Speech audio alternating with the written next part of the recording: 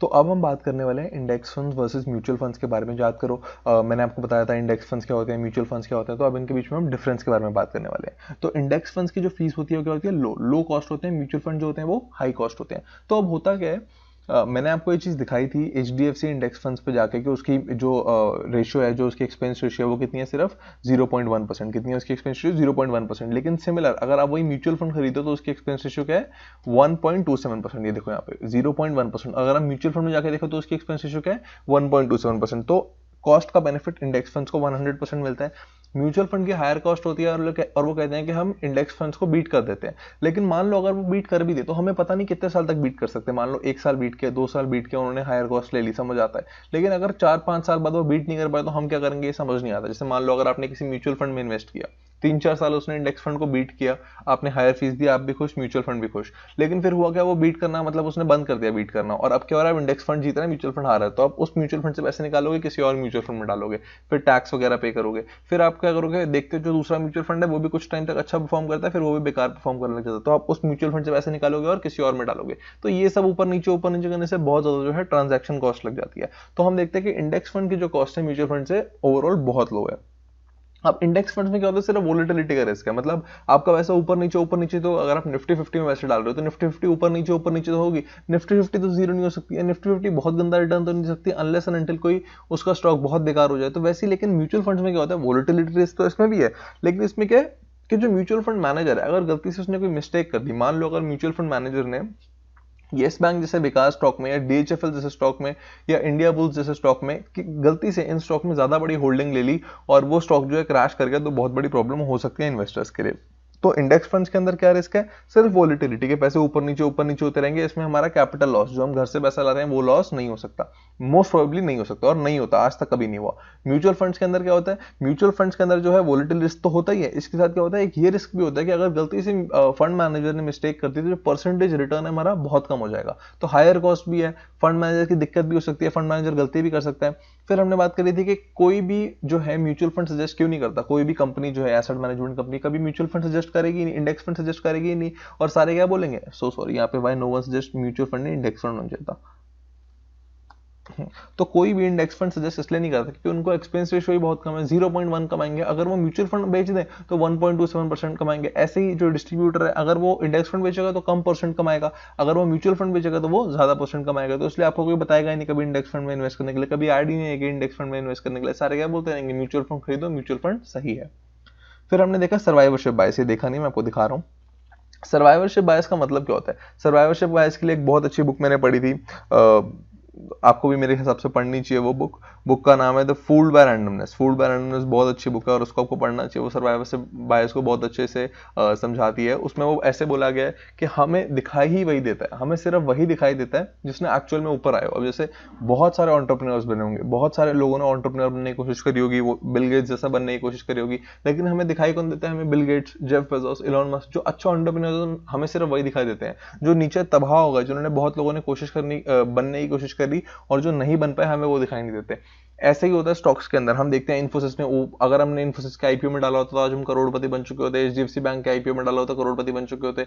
तो हम क्या देख रहे हैं कि जो ऊपर आ गए, जो एक्चुअल में ऊपर पहुंच गए, हम सिर्फ उनको देख रहे हैं। जो इतने सारे आईपीओ आए और उनमें से मैक्सिमम डिस्ट्रॉय हो गए, हम उनको नहीं देख रहे, हम किनको देख रहे हैं, जो ऊपर पहुंच गए। तो इसे कहते हैं सर्वाइवरशिप बायस, कि हम देखते ही वही हैं जो ऊपर पहुंच जाता है, जो ऊपर नहीं पहुंचता हम उसको देखते ही नहीं है। अब ऐसे कितने सारे होंगे जो इन्वेस्टमेंट मैनेजमेंट में आते होंगे, जैसे वॉरेन बफेट का बर्कशायर हैथवे, ऐसे कितने सारे लोग होंगे जिन्होंने कोशिश करी होगी, वो आए, उन्होंने बहुत सारी चीजें लगाई, लेकिन मैक्सिमम जो है डिस्ट्रॉय होगा। और कुछ रेड डाली हो, बर्कशायर हैथवे और ऐसी कुछ companies, Warren Buffett, Charlie Munger, सिर्फ यही लोग टॉप पे रहे और मैक्सिमम लोग डिस्ट्रॉय हो गए। तो इसे कहते हैं सर्वाइवरशिप बायस, जिसका मतलब क्या होता है कि मैक्सिमम बहुत सारे आते हैं लेकिन दिखते हैं हमें कौन से, जो टॉप पे हैं। तो म्यूचुअल फंड्स में भी ऐसी होते हैं कि आते तो बहुत सारे हैं लेकिन दिखते हैं हमें कौन से, जो टॉप पे हैं। तो मैं आपको रैंक्स दिखाने की कोशिश कर रहा हूं कि जैसे अगर हम देखें कि 1 मंथ के अंदर, 1 मंथ में अगर हम देखें तो 67 फंड्स थे, 67 फंड्स थे। कितने फंड्स थे, 67 टोटल म्यूचुअल फंड्स थे। और हमारा इंडेक्स फंड, ये HDFC इंडेक्स फंड, आप चेक कर सकते हैं, HDFC इंडेक्स फंड की बात कर रहे हैं। जो हमारा इंडेक्स फंड है उसकी रैंक 12 थी। मतलब हमने मैक्सिमम फंड मैनेजर्स को वैसे ही हरा दिया सिर्फ इंडेक्स फंड में इन्वेस्ट करके। अगर आप यहां देखते हो 3 मंथ्स में भी हमारी रैंक 12 है, बुरी रैंक नहीं है। फिर अगर आप यहाँ आ जाओ तो हम थोड़ा सा लैग कर रहे हैं, लेकिन यहाँ पे क्या समझना है कि सिर्फ एक ईयर का रिटर्न है, लेकिन हम तो बहुत लंबे टाइम तक रिटर्न जो है एक्सपेक्ट करने वाले हैं, हम बहुत लंबे टाइम तक इन्वेस्ट करने वाले हैं। 3 इयर्स में अगर आप देखो तो टोटल 52 है, मतलब आप पहले देखो ये 67 के आसपास थे। अब इतने सारे म्यूचुअल फंड तो खत्म ही होते रहते हैं, बहुत सारे म्यूचुअल फंड जो खत्म हो जाते हैं, तो उसमें क्या होता है आपका पैसा एक म्यूचुअल फंड से निकल जाता है और किसी और म्यूचुअल फंड में जो है एएमसी डाल देती है, लेकिन हमें ये सब करने की जरूरत नहीं है, हम इंडेक्स फंड में जाएंगे। तो इसमें कितने 52 रैंक है, रैंक क्या है 52 है टोटल, और हमारी रैंक क्या आ गई 17। 52 में से 17 तो हम वैसे ही आ गए क्या करके, सिर्फ इंडेक्स फंड में इन्वेस्ट करके। तो हमें ये चीज भी समझ आई कि सर्वाइवरशिप बायस के हिसाब से भी इंडेक्स फंड कंपेरेटिवली बाकियों से बेटर है, मतलब हम काफी ऊपर आ रहे हैं, लेकिन कितने सारे हम देख किसी को रहे हैं, हम किससे कंपेयर करेंगे हमेशा, जो हमें आउट परफॉर्म कर देगा। मतलब आप अगर इंडेक्स फंड को किसी म्यूचुअल फंड के साथ कंपेयर कर रहे हो तो आप तभी करोगे जब उस म्यूचुअल फंड ने इंडेक्स फंड को आउट परफॉर्म किया है। अगर म्यूचुअल फंड नीचे इंडेक्स फंड है तो आप मान ही जाओगे इंडेक्स फंड अच्छा है, लेकिन अगर मान लो कि कोई म्यूचुअल फंड है जो इंडेक्स फंड से अच्छा परफॉर्म कर रहा है, तो आप तभी देखोगे कि वो अच्छा परफॉर्म कर रहा है। तो इससे क्या होगा, इसमें मतलब समझने वाली बात क्या है, इसमें समझने की बात मतलब फाइनल कंक्लूजन आपका क्या आना चाहिए, फाइनल कंक्लूजन आना चाहिए हमें दिखता ही वही है जो ऊपर पहुंच गया, जो इतने सारे बर्बाद हो गए नीचे वो हमें दिखता ही नहीं है। फिर हमें दिखता है कि वॉरेन बफेट और जॉन बॉगल दोनों, जॉन बॉगल तो फादर ऑफ इंडेक्स इन्वेस्टिंग कहते हैं, उन्होंने स्टार्ट किया था इंडेक्स फंड का फिनोमेना, और वॉरेन बफेट उन्हें फुली सपोर्ट करता है। अब तो जॉन बॉगल की डेथ हो चुकी है, लेकिन वॉरेन बफेट उन्हें फुली सपोर्ट करता है। वो कहता है कि इंडेक्स फंड जिनको कुछ नहीं आता, जो नो नथिंग इन्वेस्टर्स हैं, उनको इंडेक्स फंड में ही जाना चाहिए। और आप नो नथिंग छोड़ दो, जो जिनको आता भी है लेकिन वो भी फाइनेंशियल प्लानिंग जब अपनी करते हैं हम, या हम सेक्टर रोटेशन करते हैं, ये सारी चीजें जब भी हम करते हैं कि इंपॉर्टेंट गोल्स को हम कैसे प्लान कर सकते हैं, तो उसमें हम हमेशा इंडेक्स फंड यूज करते हैं। फिर हम देखते हैं कि managers money in their own mutual fund. तो हम ये देखते हैं कि चलो मान लिया म्यूचुअल फंड कोई कहता है अच्छा भी है, तो क्या म्यूचुअल फंड मैनेजर्स अपना खुद का पैसा अपनी म्यूचुअल फंड में डालते हैं नहीं डालते? मतलब मान लो अगर मैं एक म्यूचुअल फंड चला रहा हूं तो मैं अपना पैसा इस म्यूचुअल फंड में डालूंगा या नहीं डालूंगा? तो total investment by fund manager in their own scheme 234 crore है जो टोटल इन्वेस्टमेंट है, 232 करोड़, जिसमें से 222 करोड़ सिर्फ दो लोगों ने कर रखी है। 234 टोटल इन्वेस्टमेंट है जिसमें 222 करोड़ सिर्फ दो बंदों ने कर रखी है, और ये मैं आपको दिखाने की एक बार यहाँ पे कोशिश कर रहा हूँ। अब यहाँ देखेंगे कि एस नरेन एक ये है जिसने 14.14, फिर वापस आ गया एस नरेन, ये है 53.58, फिर आप देखो यहाँ 0.58 ना के बराबर है प्रशांत जैन 33.38। मतलब एस नरेन और प्रशांत जैन सिर्फ यही दोनों लोग हैं जिन्होंने अपने म्यूचुअल फंड में भी कुछ सिग्निफिकेंट अमाउंट डाल रखा है। जैसे यहाँ पे आप देखोगे इन्होंने बहुत कम अमाउंट डाल रखा है, इन्होंने बहुत कम अमाउंट मतलब ना के बराबर सिर्फ दिखाने के लिए डाल रखा है। फिर प्रशांत जैन, आप देखोगे कि सिर्फ दो लोग एस नरेन और प्रशांत जैन, सिर्फ इन्होंने ही अपना पैसा जो है अपने खुद के म्यूचुअल फंड में डाल रखा है, बाकी लोग डालते ही नहीं है अपने म्यूचुअल फंड में पैसे। तो इससे हमें थोड़ा सा लगता है कि अगर वो खुद ही नहीं डालते मतलब उनको अपने म्यूचुअल फंड पर ही ट्रस्ट नहीं है, तो हम कैसे ट्रस्ट कर लें। फिर हम ये देखते हैं कि जो गवर्नमेंट ऑफ इंडिया की इससे बहुत सारी स्कीम्स होती है एनपीएस फिर नेशनल पेंशन स्कीम ये होती है, इसके साथ पीपीएफ जीवीएफ भी होते हैं। तो मतलब गवर्नमेंट ऑफ इंडिया उसमें 7-8% थोड़ा सा एक्स्ट्रा रिटर्न देती है बैंक से, तो वो देने के लिए गवर्नमेंट ऑफ इंडिया को पैसे कहीं इन्वेस्ट करने पड़ते हैं, तभी तो वो हाई रिटर्न देगी। अगर वो कहीं पैसे इन्वेस्ट नहीं करेगी तो हाई रिटर्न कैसे देगी? तो हाई रिटर्न देने के लिए गवर्नमेंट ऑफ इंडिया को पैसे कहीं इन्वेस्ट करने चाहिए। अब गवर्नमेंट ऑफ इंडिया के पास सारी पावर है जिससे वो पता लगा सकती है कि कौन सा म्यूचुअल फंड अच्छा है, कौन सा म्यूचुअल फंड बेकार है, और हमें किस म्यूचुअल फंड में आना चाहिए। लेकिन government of India instead of having all the powers दिमाग नहीं लगाती और सिर्फ पैसा कहाँ डालती है? इंडेक्स फंड में। आप इसे चेक कर सकते हैं ऑनलाइन कि गवर्नमेंट ऑफ इंडिया जो है अपने एनपीएस वगैरह वाली स्कीम्स के लिए जो पैसा इन्वेस्ट कर रही है वो इंडेक्स फंड में इन्वेस्ट कर रही है। तो फिर अब कुछ लोग मेरे को बोलते हैं, कुछ लोग जो थोड़े से एक्सपीरियंस होते हैं वो कहते हैं कि जो इंडियन मार्केट्स हैं ये ज्यादा एफिशिएंट नहीं है। एफिशिएंट मतलब जो यहाँ पे लोग हैं जो इन्वेस्टिंग करते हैं वो ज्यादा मतलब उनको टेक्निकल नॉलेज इतनी है नहीं और वो ऐसे ही इन्वेस्ट कर रहे होते हैं। तो हम ये देखते हैं कि इंडियन जो मार्केट्स हैं वो एफिशिएंट है नहीं है। तो इसके लिए मैंने एक आर्टिकल देखा है जिसमें लिखा है हु ओन्स, मतलब who owns the Indian stock market, कौन ओन करता है एक्चुअली में। तो ये वाला जो है दिखाता है 51% तो प्रमोटर्स के पास है। प्रमोटर्स मतलब अगर मेरी okay money investments private limited company है और 70% मैं कंपनी ओन करता हूँ, 30% स्टॉक मार्केट में है, तो मैं 70% क्या हूँ? मैं प्रमोटर हूँ। तो यहाँ पे देखो 51% तो प्रमोटर्स के पास ही, तो कोई पॉइंट ही नहीं है। फिर ये 19% वाला पार्ट है ये फॉरेन इंस्टीट्यूशनल इन्वेस्टर्स के पास है। मतलब फॉरेन के कोई इंडेक्स फंड हो गए, फॉरेन के म्यूचुअल फंड हो गए, फॉरेन की एसेट मैनेजमेंट कंपनीज हो गई बड़ी बड़ी, तो ये 19% उनके पास है। तो ये तो बहुत स्मार्ट है। जो लोग प्रमोटर्स हैं, मैं अपनी बात नहीं कर रहा, प्रमोटर्स की बात कर रहा हूँ, ये लोग बहुत स्मार्ट है। फिर फॉरेन इंस्टीट्यूशनल इन्वेस्टर्स जिनकी बड़ी बड़ी एसेट मैनेजमेंट कंपनीज है वो लोग भी बहुत स्मार्ट है। फिर डोमेस्टिक इंस्टीट्यूशनल इन्वेस्टर्स, मतलब डोमेस्टिक पहले कौन से आ गए? जैसे इंडिया की जो म्यूचुअल फंड कंपनीज हो गई, एसेट मैनेजमेंट कंपनीज हो गई, एलआईसी जैसी कंपनीज हो गई बड़ी बड़ी, तो ये डोमेस्टिक इंस्टीट्यूशनल इन्वेस्टर्स हो गए। 4% या अदर्स आ गए, गवर्नमेंट वगैरह हो गई इसमें। और जो 16% है, 16% जो एक्चुअल में 16% पार्ट है, ये है पैसा जो पब्लिक ओन करती है, ये है वैसे जो पब्लिक ओन करती है। फिर ये है कि चलो 51% अगर हम हटा देते हैं, अगर हम प्रमोटर वाला बिल्कुल हटा देते हैं, हम बात करते हैं फ्री फ्लोट की। फ्री फ्लोट का मतलब क्या है, जो एक्चुअल में रोज अप डाउन हो रहा है वो फ्री फ्लोट की वजह से हो रहा है। फ्री फ्लोट वाले जो स्टॉक्स हैं उसमें भी अगर आप देखोगे तो 40% तो FIIs के पास है, मतलब फॉरेन वालों के पास, जो फॉरेन के इंस्टीट्यूशनल इन्वेस्टर्स हैं, इनमें दिमाग है, जो काम ये इन्वेस्टिंग का करते हैं, 40% उनके पास है। 20% जो डोमेस्टिक वालों के पास है, जो 20% है वो डोमेस्टिक वालों के पास है, जैसे LIC वगैरह वाली कंपनीज हो गई। 7% अदर्स के पास, जैसे गवर्नमेंट वगैरह वाली ऐसी ऑर्गेनाइजेशन हो गई। तो मतलब 33%, सिर्फ 33% जो है हम जैसे लोग, पब्लिक जो है ओन करती है पैसा। 33% जो इंडियन स्टॉक मार्केट है वो पब्लिक ओन करती है। और इसके अंदर भी राकेश झुनझुनवाला, राकेश झुनझुनवाला हो गया, RK दमानी है, रामदेव अग्रवाल है, विजय केडी है, ऐसे ऐसे बड़े बड़े इन्वेस्टर जो करोड़ों करोड़ों रुपए इन्वेस्ट करते हैं, इनमें से भी ऐसे लोग हैं। तो मतलब अगर कोई ऐसा कहता है कि जो हमारी इंडियन मार्केट्स है बहुत ज्यादा एफिशिएंट नहीं होता, तो वो गलत होता है। हमारी मार्केट्स आर वेरी एफिशिएंट। और यहाँ पे ना क्या होता है, जब एफिशिएंट मार्केट्स होती हैं, जब मार्केट्स जो है वो एफिशिएंट होती हैं, तो अच्छी डील निकालना बहुत मुश्किल होता है, अच्छा स्टॉक पिक करना बहुत मुश्किल होता है। इसके बारे में मैं बात करूंगा आगे।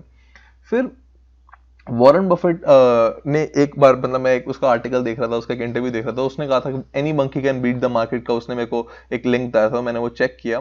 तो उसमें क्या है, any monkey can beat the market. तो एक बार एक यूनिवर्सिटी है, प्रिंसटन यूनिवर्सिटी, उसके एक प्रोफेसर ने एक एक्सपेरिमेंट किया और उन्होंने क्या बोला कि 100 मंकीज थे, उनको डार्ट पकड़ाया, डार्ट समझ से ऐसे करके फेंकते हैं, ऐसे वाला डार्ट पकड़ाया और सामने एक न्यूज़पेपर खोल दिया, एक बिजनेस न्यूज़पेपर खोल दिया। और उनको क्या बोला कि इस बिजनेस न्यूज़पेपर पे आपने डार्ट फेंकना, मंकीज को समझाया।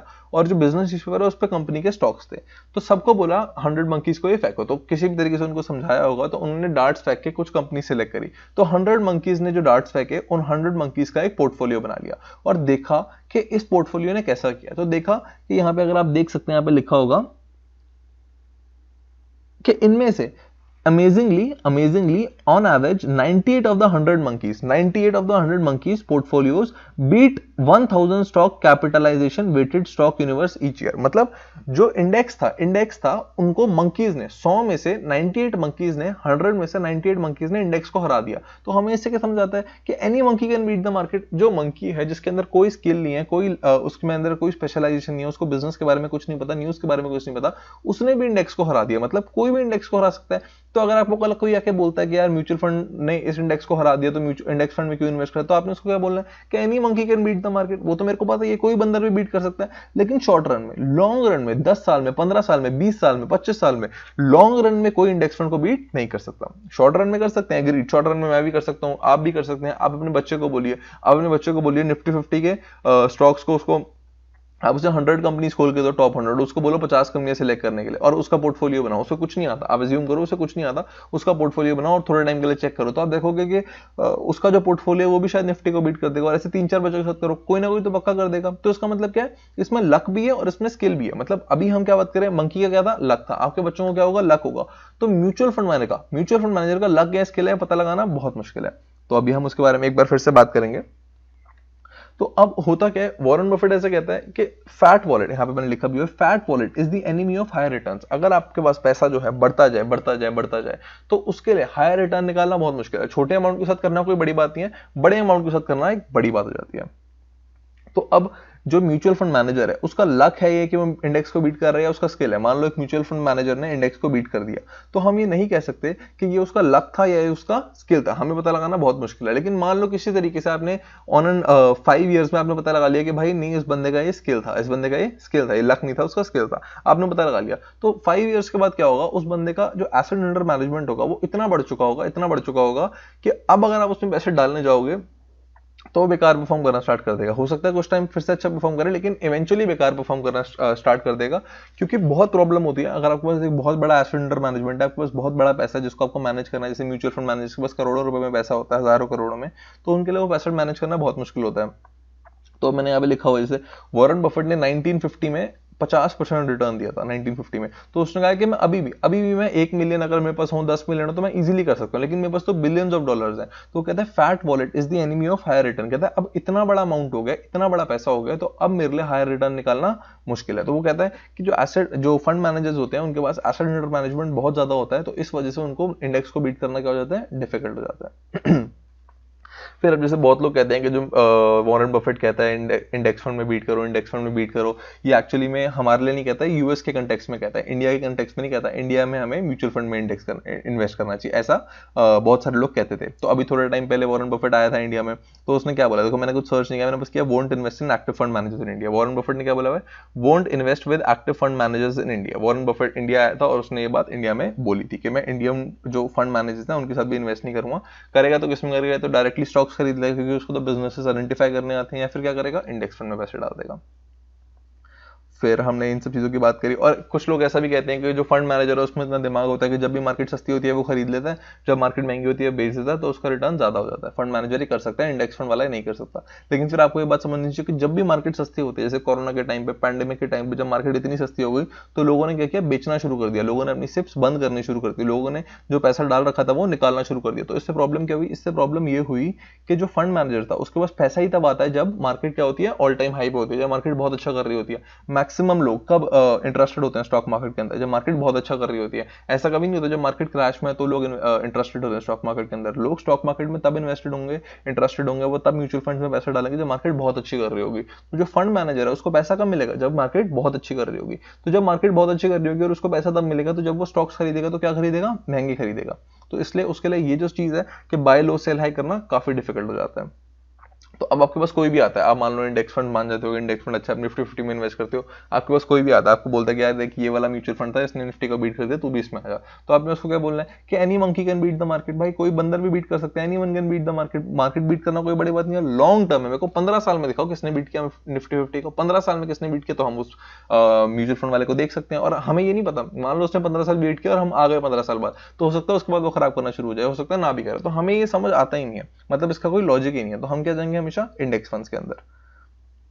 फिर एक बहुत जरूरी चीज होती है जो देखना पड़ता है कि कंपटीशन बहुत हाई है हमारी स्टॉक मार्केट के अंदर, इतना स्ट्रॉन्ग कंपटीशन है। जैसे जैसे मैं आपको इसका समझाने के लिए एग्जांपल देता हूँ आईआईटीज के। जैसे आईआईटीज में कितना कितना डिफिकल्ट है किसी भी आईआईटी के एंट्रेंस एग्जाम को क्लियर करना। आईआईटी दिल्ली में कंप्यूटर साइंस की सीट लेना कितना मुश्किल है। और मान लो कि ऐसा हो जाए कि कंप्यूटर साइंस की सीट्स थी और आखिरी की दो सीट्स थी, मैक्सिमम सारी फेल हो गई थी, सारी फील्ड थी, आखिरी की दो सीट्स थी, आखिरी की दो सीट्स थी। तो आखिरी की जो दो सीट्स थी उसके अंदर क्या होता है, वो जो दोनों बोलते हैं कि यार हमें आईआईटी वाईटी नहीं करनी, हमें म्यूजिशियन बनना है, तो वो ये छोड़ के क्या कहते हैं, म्यूजिशियन बनने के लिए चले जाते हैं। वो आईआईटी की सीट छोड़ते म्यूजिशियन बनने के लिए चले जाते हैं। तो इन दो सीट्स को पकड़ने के लिए कितने लाखों लोग हैं, इतने लाखों लोग बैठे हुए हैं कि जैसी ही दो सीट खाली होंगी उससे बहुत पहले इतने सारे लोग आके उसको पकड़ने के लिए रेडी हो जाएंगे। तो वैसे ही स्टॉक मार्केट में भी होता है। कोई भी स्टॉक अपनी इंट्रिंसिक वैल्यू से थोड़ा सा भी कम होता है तो बहुत सारे फंड मैनेजर आते हैं, खरीदने की कोशिश करते हैं। बहुत सारे रिटेल इन्वेस्टर मेरी तरह आपकी तरह आते हैं और वो खरीदने की कोशिश करते हैं। तो कंपटीशन इतना हाई होता है, इतने हाई कंपटीशन की वजह से एक म्यूचुअल फंड मैनेजर को इंडेक्स को फीड करना डिफिकल्ट हो जाता है। तो एक ये भी बहुत बड़ी प्रॉब्लम हो जाती है।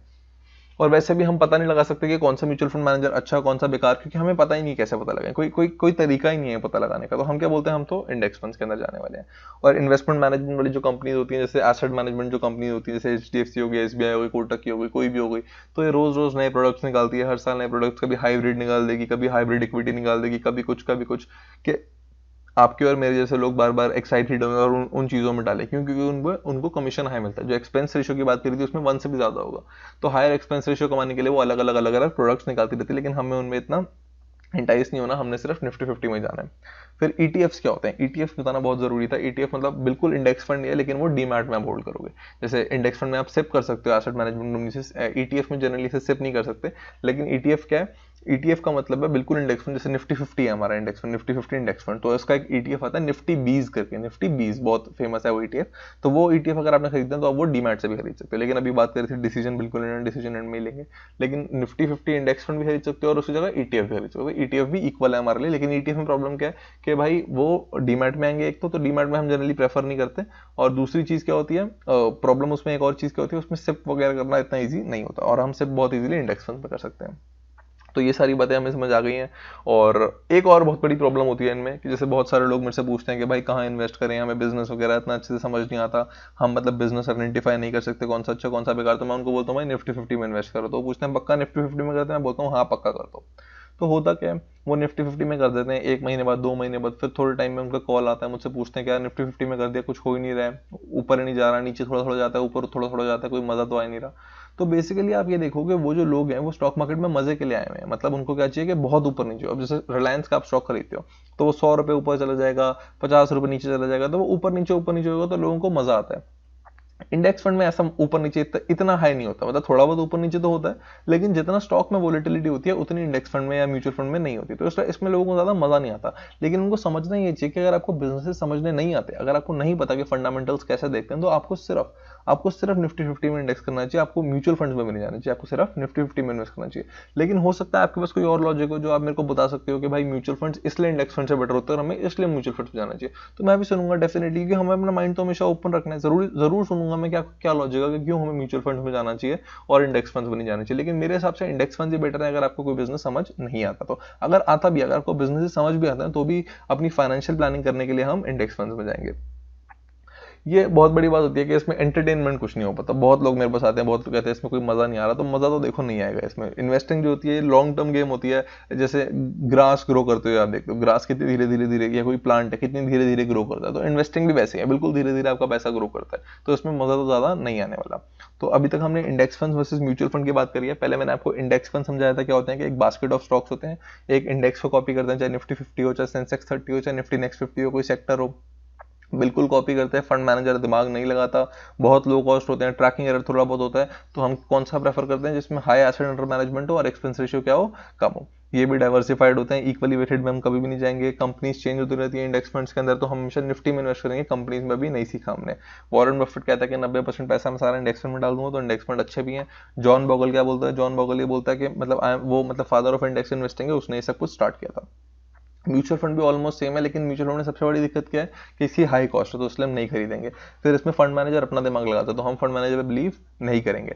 फिर उसके बाद इसमें क्या है कि इसमें हाई कॉस्ट होने के बाद, हाई कमीशन होने के बाद क्या होता है, हमें प्रॉब्लम इस चीज़ की होती है कि मान लो फंड मैनेजर ने गलती से गलती कर दी तो बहुत बड़ा हमारा नुकसान हो जाएगा। और मान लो आपने एक म्यूचुअल फंड चूज किया, वो बहुत अच्छा कर रहा है, फिर कुछ साल बाद बेकार करना स्टार्ट हो गया, तो आपने उससे पैसे निकाले, फिर कोई और चूज कर लिया, फिर वो अच्छा कर रहा है, फिर उसने बेकार करना शुरू कर दिया, फिर आपने उससे पैसे निकाले, फिर आपने कोई तीसरा सिलेक्ट कर लिया, तो बार बार ऐसे करोगे तो आपका कंपाउंडिंग बहुत ज्यादा हैम्पर हो जाएगी। मैं बताऊंगा कैसे कंपाउंडिंग हैम्पर होगी इससे, लेकिन बहुत ज्यादा हैम्पर हो जाने वाली है इससे कंपाउंडिंग। तो ये वाला जो हमारा टॉपिक है कि कंपाउंड इंटरेस्ट के बारे में, इसमें मैं आपको समझाऊंगा, लेकिन उसमें हम इन्वेस्ट करने वाले नहीं है, क्योंकि हमें मजा नहीं आता इतना म्यूचुअल फंड्स के अंदर। फिर हमने बात करी index fund versus mutual fund के बारे में, हमने बात करी कि $1 मिलियन बेट क्या थी, और मैं आपको यहीं पे दिखा देता हूँ, जस्ट अ सेकंड। अब मैंने यहीं पे जैसे बात करी कि हमने देखा था कि वॉरेन बफेट ने बोला कि won't invest in active fund managers in India. फिर हमने बात करी any monkey can beat the market, कोई बंदर भी मार्केट को बीट कर सकता है, तो किसी बंदे के लिए तो कोई बड़ी बात है ही नहीं, लेकिन लॉन्ग रन में कोई नहीं कर सकता। शॉर्ट रन में तो कर देगा, लेकिन लॉन्ग रन में बहुत मुश्किल है, हो सकता है शॉर्ट रन में भी ना कर पाए, लेकिन शॉर्ट रन में हो सकता है कर दे, लेकिन लॉन्ग रन में बहुत डिफिकल्ट हो जाता है। फिर बफेट ने एक हेज फंड मैनेजर्स की शर्त लगाई थी, इसकी बात मैंने शायद नहीं करी आपसे।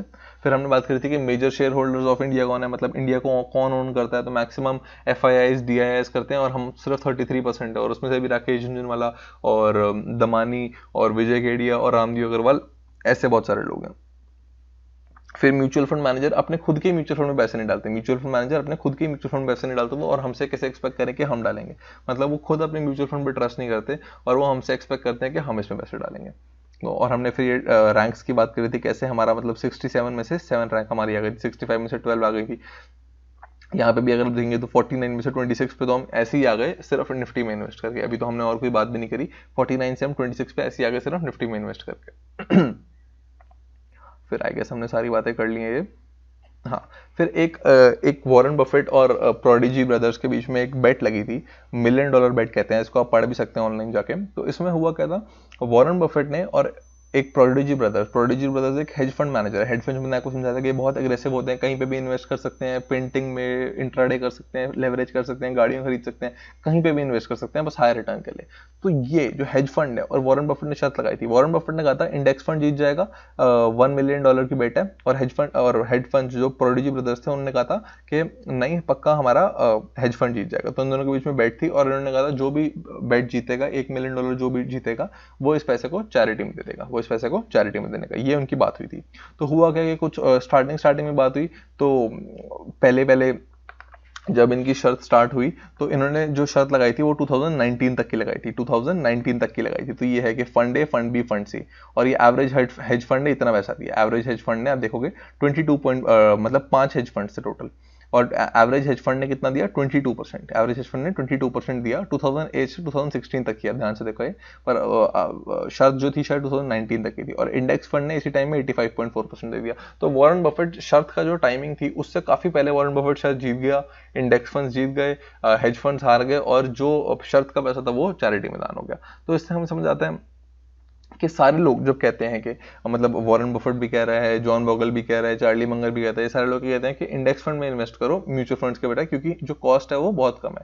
तो जॉन बॉगल की एक बहुत अच्छी बुक है, जैसे है, उसका नाम है कॉमन सेंस इन्वेस्टिंग, मैं आपको एंड में बताऊंगा अभी वो पढ़ने के लिए। तो आपको वो बुक जरूर पढ़नी चाहिए, जिसमें वो क्या बताता है कि क्या क्या प्रॉब्लम होती है हाई कॉस्ट की। हाई कॉस्ट अगर आप देखोगे तो बहुत बड़ी दिक्कत हो सकती है। जब मैं कंपाउंडिंग सिखाऊंगा मैं आपको पक्का बताऊंगा कि अगर आप एक इंडेक्स फंड में इन्वेस्ट कर रहे हो जो एवरेज रिटर्न दे रहा है, जो इंडेक्स फंड जितना रिटर्न, इंडेक्स जितना रिटर्न दे रहा है, और अगर आप एक म्यूचुअल फंड में इन्वेस्ट कर रहे हो जो रिटर्न भी हायर दे रहा है लेकिन उसकी फीस भी हाई है, तो उसमें भी इंडेक्स फंड जो है जीत जाता है। तो उसके बारे में मैं नेक्स्ट स्लाइड में बात करूंगा, जब मैं पावर ऑफ कंपाउंडिंग समझाऊंगा आपको। अभी तक मैंने आपको समझाया इंडेक्स फंड और म्यूचुअल फंड में क्या फर्क होता है, इंडेक्स फंड्स बेटर क्यों होते हैं म्यूचुअल फंड से, और हमें इंडेक्स फंड्स में यानी कि निफ्टी 50 इंडेक्स फंड में इन्वेस्ट करना चाहिए। और इसमें सबसे अच्छी बात निफ्टी 50 में है कि हम इंडिया की जीडीपी में इन्वेस्ट करते हैं। इसका एक बहुत बड़ा एक्सप्लेनेशन है कि क्यों हम इंडिया की जीडीपी में इन्वेस्ट करते हैं जब हम निफ्टी 50 की बात करते हैं, वो मैं आपको आगे समझाऊंगा आगे, जब मैं इंडिया की जीडीपी को रिलेट करूंगा निफ्टी 50 के साथ। लेकिन अभी के लिए आप ये समझ सकते हो कि जब आप इंडेक्स फंड में, जब आप निफ्टी 50 में इन्वेस्ट कर रहे हो तो आप इंडिया की जीडीपी में इन्वेस्ट कर रहे हो। निफ्टी 50 इंडेक्स फंड में जब आप इन्वेस्ट कर रहे हो आप इंडिया की जीडीपी में इन्वेस्ट कर रहे हो। तो I guess this is done now, yes.